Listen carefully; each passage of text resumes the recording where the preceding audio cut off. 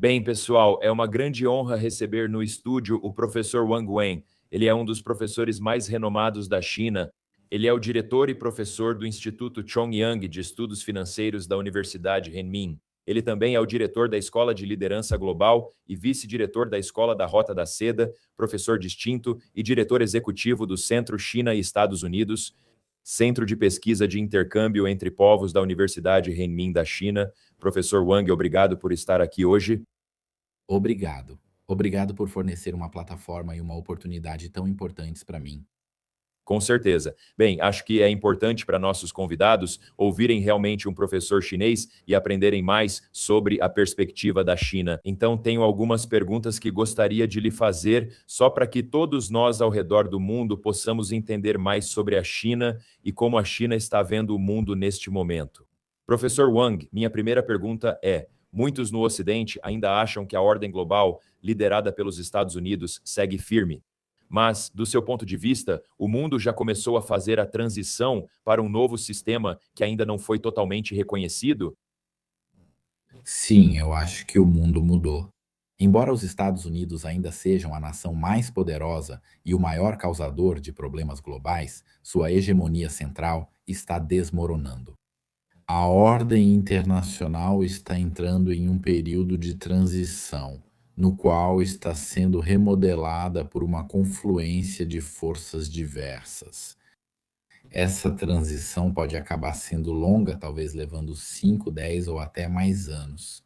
No entanto, quatro características distintas dessa desamericanização da hegemonia já estão claramente evidentes. Deixe-me mostrar para vocês, explicar para vocês uma por uma. Primeiro, Característica. Primeiro é a multipolarização da estrutura de poder. Dentro do Ocidente, a onda crescente de populismo e o sentimento anti-globalização têm corroído a credibilidade das instituições ocidentais. Os próprios Estados Unidos começaram a apresentar uma tendência de retração estratégica, não estando mais dispostos a arcar indefinidamente com os custos dos bens públicos globais. Assim, simultaneamente, nações emergentes como China, Índia e Rússia estão ganhando cada vez mais influência nos assuntos globais, impulsionando o sistema internacional em direção a uma configuração multipolar. A segunda característica é a descentralização do poder econômico e tecnológico. A produção em larga escala da China nos setores de tecnologia verde, incluindo energia solar, energia eólica, eletricidade, veículos e baterias, não apenas reduziu o custo global da descarbonização, mas também remodelou fundamentalmente a geopolítica da energia. Essas vantagens tecnológicas e industriais estão agora se traduzindo em novas formas de influência, deslocando efetivamente a hegemonia tecnológica tradicionalmente mantida pelo Ocidente. Então, ao mesmo tempo, a China agora detém uma liderança decisiva sobre os Estados Unidos em áreas críticas como desenvolvimento de infraestrutura, tecnologia 5G, manufatura, eletricidade, geração de energia e comércio de bens. Esse domínio está ativamente reconstruindo a dinâmica do poder econômico global. Embora os Estados Unidos estejam mantendo sua liderança em setores como finanças e PIB total, as tendências atuais sugerem que, muito provavelmente, a China irá superá-los e se tornará a maior economia do mundo por volta de 2035. O terceiro ponto. O terceiro é o desalinhamento da arquitetura de segurança. Porque o sistema de alianças militares liderado pelos Estados Unidos está atualmente enfrentando uma crise de confiança. Um número crescente de nações europeias está buscando ativamente a autonomia estratégica, impulsionado pela convicção crescente de que depender excessivamente da garantia de segurança dos Estados Unidos não é mais uma estratégia sustentável. Então, como todos sabemos, durante a crise ucraniana no Oriente Médio, o Irã, atuando como uma potência intermediária, desafiou com sucesso os Estados Unidos através do meios assimétricos, como a guerra com drones. Assim, quebrou o monopólio de longa data dos Estados Unidos sobre os assuntos de segurança regional. Então, agora, até mesmo os aliados mais tradicionais dos Estados Unidos, como Japão, Reino Unido ou Canadá, estão demonstrando relutância em fornecer apoio militar a Washington. Portanto, a era da hegemonia militar dos Estados Unidos chegou efetivamente ao fim. Então, minha conclusão é que agora chegou a hora de falarmos sobre a era pós-americana. Na verdade, já há décadas, estudiosos americanos começaram a publicar livros sobre o tema da era pós-americana. No entanto, o advento da era pós-americana não implica o surgimento imediato de uma nova ordem global. Portanto, acredito que as próximas décadas continuarão sendo um período de transição, como você mencionou, caracterizado pela coexistência de diversas concepções de ordem, onde competição e integração convivem lado a lado. E a China, do lado chinês, enfatizou uma ordem internacional centrada nas Nações Unidas, defendendo seu aprimoramento e sua reforma, em vez de uma reestruturação revolucionária, por meio de mecanismos como a iniciativa do Cinturão e Rota, o Banco Asiático de Investimento em Infraestrutura. Então, minha conclusão é que eu acredito nisso. Ao longo da próxima década, ou talvez até mais, a ordem internacional provavelmente dará maior ênfase à governança plural e pluralista, à coordenação regional e à segurança coletiva, em vez de ser dominada por um único hegemon. Então, esse é o meu ponto. Sim, eu acho isso muito bom, professor. E acredito que já vimos essa transição acontecendo nos últimos anos. Vemos a China continuando a surgir como uma grande superpotência mundial. Vemos os Estados Unidos. Nossa reputação ao redor do mundo está começando a declinar. Nossa influência mundial está diminuindo. E eu quero falar sobre o Oriente Médio, porque isso é muito importante para o mundo inteiro, certamente para os Estados Unidos e para a China. Com a alta das tensões no Oriente Médio e o conflito com o Irã, os preços do petróleo disparam e os mercados financeiros ficam mais voláteis. Você acha que isso é uma perturbação de curto prazo ou pode acelerar uma mudança mais profunda no sistema financeiro global? Bem, eu acho que isso de forma alguma é uma simples perturbação de curto prazo. Na verdade, isso está acelerando uma fissura profunda dentro do sistema financeiro global, cuja consequência será tanto duradoura quanto estrutural. Vamos falar sobre o sistema petrodólar, porque nas últimas décadas o sistema petrodólar está enfrentando agora uma desestabilização.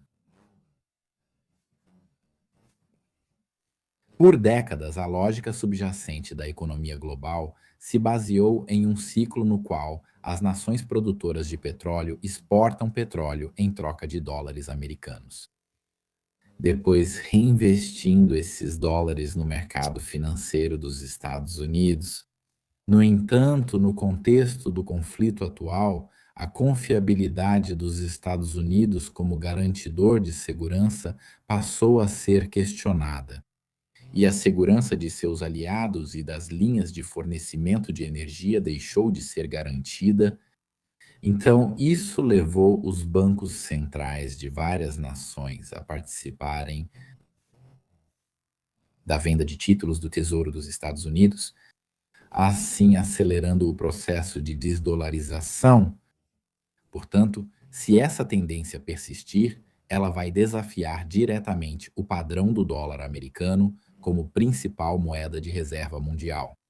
Então, ao mesmo tempo, acho que hoje em dia todos nós sabemos que os preços do petróleo dispararam, passando dos US$ 100 por barril e, em alguns casos, até mais alto, obrigando as nações a reavaliarem suas estratégias energéticas e analisarem a transição global para novas fontes de energia. Tudo isso em um esforço para se libertar do estrangulamento geopolítico sobre seus meios de subsistência energética vitais. Outra característica muito importante é a reconfiguração mais ampla dos ativos de proteção. Tradicionalmente, o ouro sempre foi o refúgio preferido durante períodos de conflito geopolítico. No entanto, em meio à atual crise no Oriente Médio, o preço do ouro apresentou uma queda anômala. Isso sugere que a dinâmica do mercado está mudando. O capital pode agora estar gravitation, se direcionando para os relativamente independentes. Então, na verdade, agora, nosso capital pode estar se direcionando para mercados relativamente independentes e de baixa volatilidade, como o mercado de ações classe A da China, ou diretamente fazendo proteção contra riscos dentro do setor de novas energias. Então, Minha opinião é essa. Em resumo, o aumento do preço do petróleo e a turbulência do mercado desencadeados pelo conflito no Oriente Médio no último mês e pouco estão servindo efetivamente como um teste de estresse para a resiliência do sistema financeiro centrado no dólar, expondo uma série de vulnerabilidades fundamentais. Então, na minha opinião, minha conclusão é que talvez possamos dizer que o declínio da hegemonia financeira do dólar americano já começou. eu acho que isso é realmente verdade. E, na verdade, no momento desta gravação, saiu um novo relatório mostrando isso. O dólar dos Estados Unidos continua a cair e sua participação como moeda de reserva está realmente continuando a diminuir. Vemos que a moeda de reserva global dos Estados Unidos está caindo para seu nível mais baixo em cerca de 25 anos. Observamos mais países pelo mundo mantendo menos dólares americanos. Acho que seus pontos fazem muito sentido. Professor, quero falar sobre o BRICS, e acho que esse é um assunto em que a China tem sido muito ativa. Vemos o BRICS como uma resposta à ordem internacional liderada pelos Estados Unidos. À medida que o BRICS se expande e o Sul global se torna mais influente economicamente, quem o senhor vê como os principais vencedores e perdedores nessa fase atual de realinhamento geopolítico e econômico? Na verdade, eu não sou particularmente fã de usar os termos vencedor ou perdedor para descrever a mudança atual. Eu prefiro, em vez disso, descrever a tendência atual em termos de crescimento ou declínio, porque a crise contínua no Oriente Médio continua abalando as bases das normas globais, não sendo mais apenas um receptor passivo das normas internacionais. As nações do Sul Global agora estão aproveitando plataformas como você mencionou, o mecanismo dos BRICS e a Organização de Cooperação de Xangai, para pressionar para que as questões de desenvolvimento sejam colocadas no centro da governança global. O poder de barganha coletivo das nações do Sul Global, especialmente em setores como energia, alimentos e minerais críticos, atingiu níveis sem precedentes. Mesmo enquanto os Estados Unidos provocam conflitos, as nações do Sul Global estão firmemente estabelecendo uma base para o desenvolvimento e uma maior autonomia estratégica. Assim, essas nações geralmente adotam uma política externa não alinhada e pragmática, recusando-se a tomar partido em rivalidades entre grandes potências. Elas conquistaram maior flexibilidade política e ampliaram as oportunidades de desenvolvimento. Então, antes de tudo, por meio de algumas plataformas de cooperação, como a Iniciativa Cinturão e Rota ou a Área de Livre Comércio Continental Africana. Eles estão construindo redes de circulação interna que são menos dependentes dos mercados tradicionais do norte global. E, em contraste, o poder do Ocidente está em declínio. Os mecanismos estabelecidos, por exemplo, o G7 e o sistema de Bretton Woods, eles estão enfrentando uma grave crise de confiança, agravada pela falta de representatividade e pela incapacidade de lidar efetivamente com os desafios globais. A influência global de suas decisões está sendo gradualmente diluída. Então veja hoje em dia, Estados Unidos, O unilateralismo e o protecionismo estão começando a ter efeito reverso, com desafios políticos vindos do Ocidente, como o desacoplamento e a interrupção das cadeias de suprimentos. E a estratégia do pequeno quintal e cerca alta abriram mão do controle da própria inflação interna, prejudicaram a estabilidade e a eficiência da economia global e, no final das contas, causaram danos aos próprios interesses. Além disso, tanto o poder brando dos Estados Unidos quanto o apelo do seu modelo de desenvolvimento estão enfraquecendo. A recorrência frequente de problemas no Ocidente, incluindo populismo, polarização política e fragmentação social, corroeu o apelo universal do seu modelo de desenvolvimento. E assim, minha conclusão é que, atualmente, o caminho de desenvolvimento diversificado e bem-sucedido forjado pelas nações do Sul global oferece ao mundo um espectro muito mais amplo de escolhas. Temos uma escolha mais diversificada. Então, agora eu não sei se você conhece um formulador de políticas chinês. Nós usamos a expressão Bai Nian Dianju, que significa uma transformação não vista em um século. Isso quer dizer muitos fenômenos que não pudemos ver no último século. Então, eu acho que essa transformação não vista em um século, como um formulador de políticas chinês descreveram, está muito correta, na minha opinião. Sim, eu não poderia concordar mais. Senhor, obrigado pela explicação detalhada. Quero falar sobre a relação que, na minha opinião, é a mais importante do mundo e que, claro, é a relação entre os Estados Unidos e a China.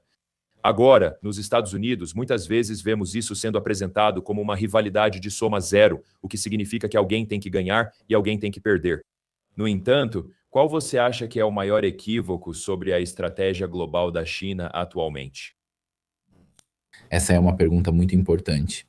Na verdade, o maior equívoco global em relação à grande estratégia da China hoje está em enxergar a China como um desafio, com a intenção de derrubar a ordem internacional existente, em vez de vê-la como um co-construtor central comprometido em abrir novas possibilidades.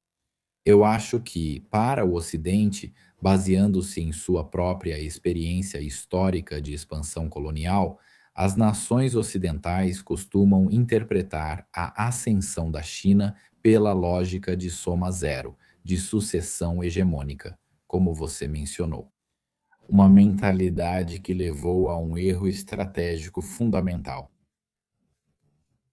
O Ocidente iguala o desenvolvimento com características chinesas ao expansionismo. Na narrativa ocidental, a ascensão de uma grande potência é inevitavelmente acompanhada pela conquista militar e pela criação de esferas de influência.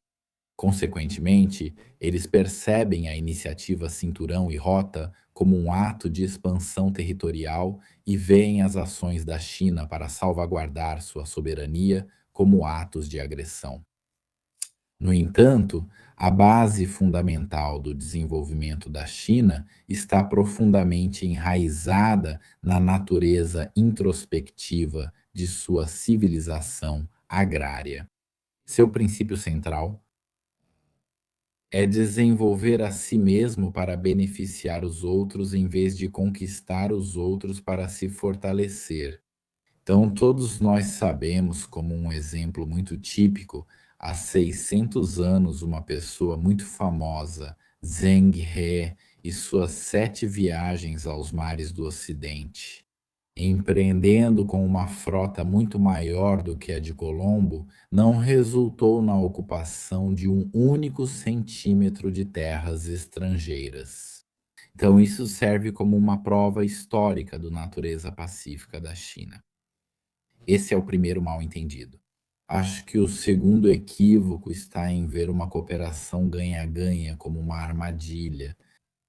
Conceitos propostos pela China, como a comunidade de futuro compartilhado para a humanidade e o princípio da ampla consulta, contribuição conjunta e benefício compartilhado. Esses princípios, conceitos propostos pela China, foram criados para fornecer uma estrutura cooperativa de globalização sem confrontos e sem exclusividade. Mas o problema é que a mídia ocidental frequentemente identifica esses conceitos como ferramentas para uma disputa pela liderança ideológica. Na realidade, os projetos de infraestrutura da China na África não vêm com exigências políticas e não envolvem interferência nos assuntos internos. Portanto, o objetivo deles é superar os gargalos do desenvolvimento e promover um mercado compartilhado, uma meta fundamentalmente distinta da pilhagem de recursos característica da era colonial. E o último mal-entendido, a última interpretação equivocada, envolve a visão do multipolarismo como uma ameaça, porque a China não busca desmantelar instituições existentes como a ONU ou o Banco Mundial. Na verdade, a China defende a reforma dessas instituições para garantir que se tornem mais representativas e inclusivas. E a China defende o multilateralismo, mas se opõe à monopolização da autoridade de criação de regras por qualquer nação ou bloco. Então, eu acho que, em resumo, hoje em dia, um dos fenômenos mais importantes ou evidentes da China. A ascensão da China demonstra um caminho sem precedentes para uma grande potência. Ou seja, que uma nação pode se erguer sem recorrer a guerras no exterior ou saquear outros países. Então, isso é muito importante. Sabe, olhando para os últimos 500 anos, tantas guerras, mas a China, nos últimos 40 anos, se ergueu sem nenhuma guerra ou envolvimento em guerras. Isso é impressionante. Professor Wang, acho que a conversa de hoje foi muito importante porque o senhor realmente nos trouxe muitos insights sobre como os chineses pensam, e acho que o que mais me marcou é que a China certamente está tentando construir um mundo mais inclusivo quando olha para o BRICS e a iniciativa do Cinturão e Rota. O principal objetivo da China é garantir que outros países possam prosperar e que possamos viver juntos em um mundo melhor, certo?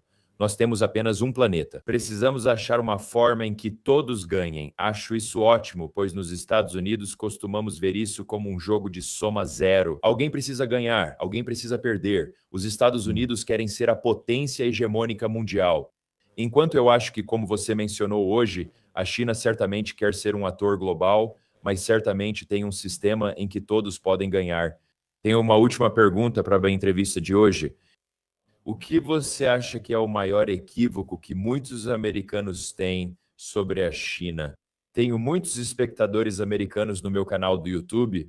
Se você pudesse deixar uma mensagem para os americanos, sabe, qual é a mensagem que você gostaria de deixar, sabe, deixar para a América? Sim, uma pergunta muito importante. Eu não sei se você sabe ou se o público sabe o nome em chinês dos Estados Unidos da América. Nós traduzimos Estados Unidos da América como Mei-Mei-Guo, sabe? País bonito. Esse é o nome dos Estados Unidos, US em chinês. Então, o que isso significa? Isso significa que, para a maioria dos chineses, aos olhos deles, eles acham que os Estados Unidos é um país bonito. Mas o problema é que, para muitos americanos comuns, eles demonizam a China. Eles se sentem nervosos, sentem ansiedade sobre a possibilidade de a China querer subverter a ordem global existente. Até mesmo algumas vozes da mídia ocidental ou das novas mídias no Twitter ou no Facebook, algumas pessoas suspeitam se a China vai invadir os Estados Unidos. Não, impossível. Na China, todos os chineses, eu acho que o objetivo deles é tornar a vida cada vez melhor. E para o governo chinês, a maior parte da energia do governo chinês está focada em soluções internas, porque a China tem uma população de 1,4 bilhão e resolver o sustento de 1,4 bilhão de pessoas não é um trabalho fácil. Nós não temos capacidade de sobra para administrar o mundo. Por isso, a China faz o máximo para promover uma nova globalização e um novo sistema que seja inclusivo, equitativo, interconectado e multilateral. Nós só queremos fazer o nosso melhor para sermos amigos de todos, não queremos fazer inimigos de ninguém. Nós só queremos fazer o nosso melhor para contribuir para o desenvolvimento sustentável do mundo. Então, amigos americanos, pessoas comuns dos Estados Unidos, não demonizem a China. O povo chinês, nós queremos fazer amizade com qualquer americano. Só queremos fazer o nosso melhor para tornar o mundo cada vez melhor. Então, eu acho que não devemos pular para conclusões baseadas em mal entendidos sobre a China. Sim. Professor Wang, sua resposta é muito bonita. Quero que o público saiba que viajo para a China há mais de 20 anos. E muitos dos meus amigos americanos me perguntam, sabe, Cyrus Jansen, como é a China? Como você é tratado como americano na China? E eu digo, sabe, há 20 anos viajo para a China e sempre fui tratado com muito respeito. Todas as vezes, sabe, é exatamente como você disse. Sabe, é tipo, de onde você é? Eu sou dos Estados Unidos. Eles dizem, Estados Unidos, ótimo lugar, ótimo país, sabe? É isso, né? É como se fosse, sabe, um lugar incrível, sabe? Você também é de fora, né? É. Ei, eu consigo, sim, sim, eu consigo. Eu também já aprendi bastante. Thank you, Tom. Sim, mas não. Acho importante que nossos espectadores tenham a perspectiva chinesa, pois há muitos mal-entendidos. E eu só quero que todos aí saibam que, para o mundo prosperar, precisamos ter um bom relacionamento. E a mensagem principal que eu sempre digo neste canal do YouTube é que, quando os Estados Unidos e a China trabalham juntos, o mundo inteiro ganha. E eu acho que essa é uma mensagem muito importante para 2026 e além. Então, professor Wang, quero agradecer muito pelo seu tempo hoje. Obrigado pela sua mensagem. Obrigado por compartilhar isso com o mundo. Obrigado. Vamos manter contato. Com certeza. Perfeito, perfeito. Pessoal, quero agradecer a todos por assistirem ao vídeo de hoje. Espero que tenham achado interessante e continuem acompanhando nossas análises sobre geopolítica mundial. Sou Cyrus Jansen. Obrigado. Esperamos ver todos no próximo vídeo em breve.